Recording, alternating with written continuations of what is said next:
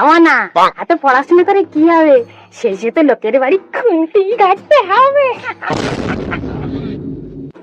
এবার পরীক্ষায় কত নাম্বার পেয়েছো?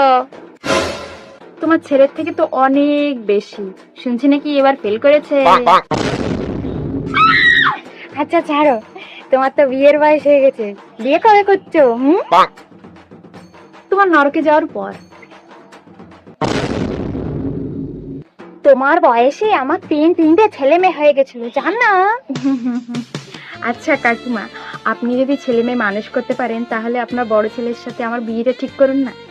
3টে কেন, আমি 4টে দিয়ে দেবো। একটু লজ্জা শরম নেই না তোমার? বাবা মা কিছু শেখায়নি না বড়দের সাথে কিভাবে কথা বলতে হয়? ননসেন্স কোথাকার। না গো কাকিমা, শেখায়।